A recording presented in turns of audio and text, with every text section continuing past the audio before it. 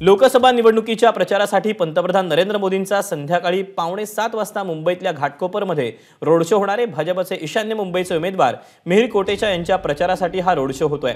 घाटकोपरच्या Ashok silk mill जवळून मोदींच्या road शोला सुरुवात होईल, तर घाटकोपर पूर्वेकडील पार्श्वनाथ जैन मंदिराजवळ समारोप होईल। त्यामुळे ईशान्य मुंबईतील वाहतुकीमध्ये मोठे बदल करण्यात आलेले आहेत। दरम्यान पंतप्रधान नरेंद्र मोदींच्या रोड शोच्या पार्श्वभूमीवर विशेष पोलीस आयुक्त देवेन भारती यांच्यासह सर्व ज्येष्ठ पोलीस अधिकाऱ्यांनी घाटकोपरमधील सुरक्षेच्या व्यवस्थेचा आढावा घेतलेला आहे। आज पंतप्रधान नरेंद्र मोदी हे मुंबईमध्ये रोड शो करणार आहेत। मिहिर कोटेचा या भाजपच्या उमेदवारासाठी हा रोड शो असेल। घाटकोपरमध्ये हा रोड शो केला जाणार आहे।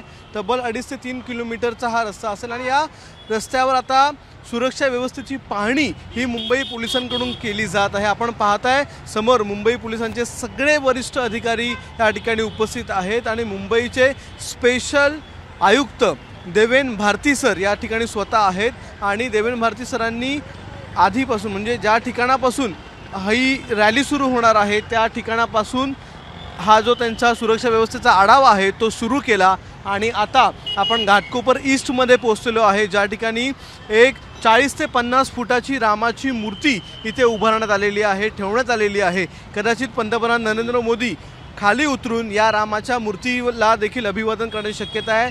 या ठिकाणी नतमस्तक होण्याची शक्यता आहे। म्हणूनच या ठिकाणी सुरक्षेचा आढावा घेतला जातो की कशा प्रकारे चारही बाजूने इथे सुरक्षा व्यवस्था चोख ठेवली जाईल। देवेन भारती सर आहेत या ठिकाणी, त्यांच्याबरोबरच महेश पाटील सर आहेत, म्हणजे मुंबई पोलिसांचे सगळे वरिष्ठ अधिकारी, जॉईंट CP, रिजन सगळे या ठिकाणी आहेत आणि त्यांच्याबरोबर मोठा फौजफाटा देखील आहे। सुरक्षा व्यवस्थेची चोख बंदोबस्त, चोख जबाबदारी ही पोलिसांवर आहे आणि ही जी जबाबदारी आहे ती पार पाडताना मुंबई पोलीस आपल्याला दिसून येत आहेत। कॅमेरामन विनयसह अक्षय भाटकर, ABP माझा, मुंबई। ABP माझा, उघडा डोळे बघा नीट।